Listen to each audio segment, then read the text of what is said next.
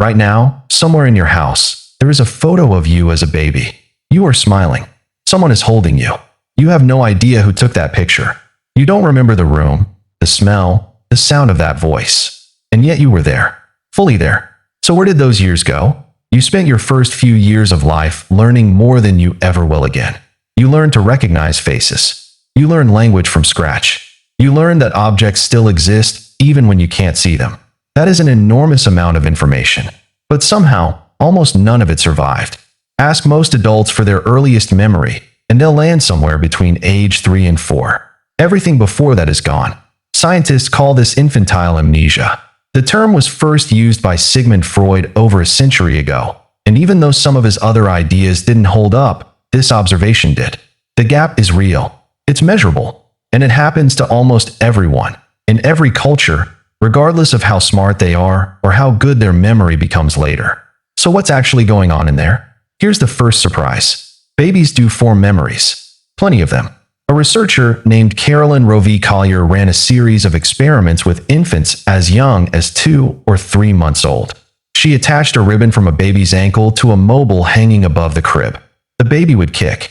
The mobile would move. Within minutes, the baby learned the connection and started kicking on purpose to make it move.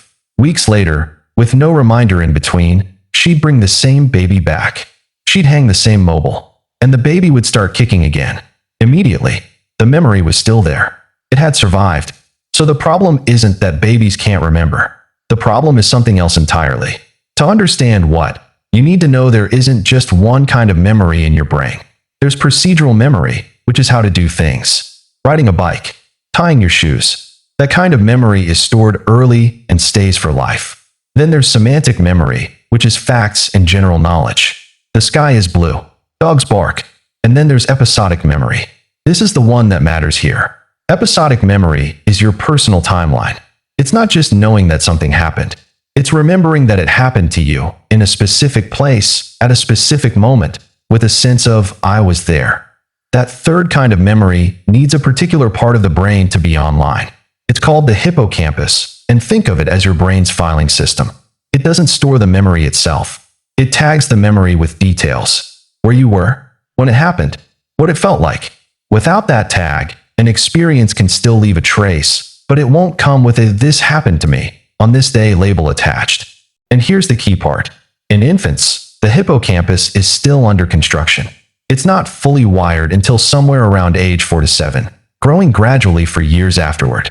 So a baby's brain is absorbing experiences constantly, but it doesn't yet have the filing cabinet built to store them as personal episodes. The experiences go in. They just don't come back out the same way. But that's only half the story. Because even after the hippocampus matures, you still don't remember most of your early childhood. Something else is involved. A researcher named Patricia Bauer has spent decades studying how childhood memories form and then disappear. Her work shows that very young children can recall specific events for months at a time. A 2-year-old might remember a trip to the zoo 6 months later. But ask that same child about it years later, as an older kid or adult, and it's usually gone. The memory wasn't permanently stored. It just faded faster than memories formed later in life. Why would memories fade faster in early childhood specifically? Part of the answer comes down to language. Around age 2, something happens that changes everything.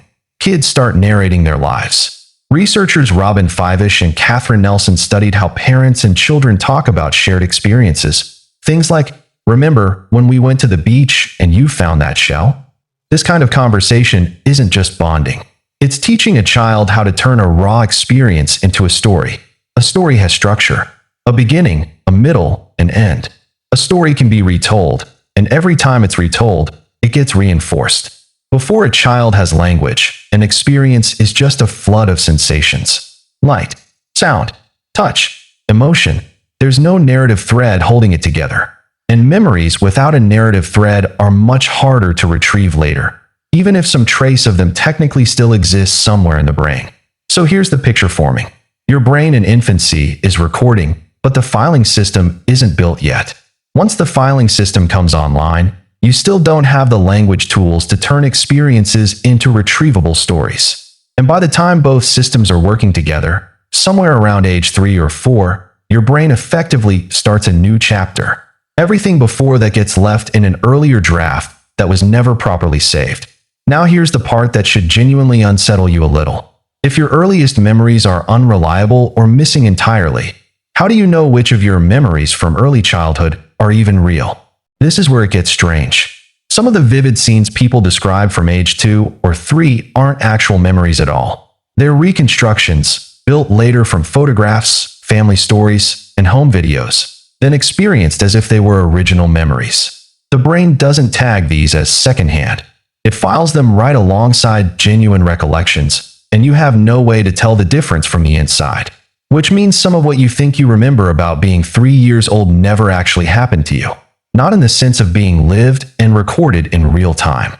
It was assembled afterward, out of other people's descriptions, and your brain quietly stamped it mine.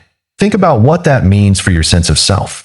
The version of you that exists before roughly age 4 isn't something you can access directly.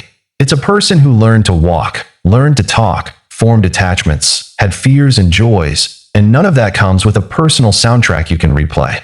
That person is gone, in the sense that matters for memory, even though their brain quite literally became yours. And yet, that erased period might be the most formative one of your entire life. The attachments you formed, the sense of safety or unease you absorbed, the patterns of how you respond to people, much of that gets shaped before you have any memories at all. The architecture gets built first. The furniture gets remembered later. So tonight, if you find an old photo of yourself as a toddler, smiling at someone just out of frame, look at it differently. That isn't just a record of something you forgot. It's a record of someone you were, who is still quietly running parts of the show long after the memory of being them disappeared.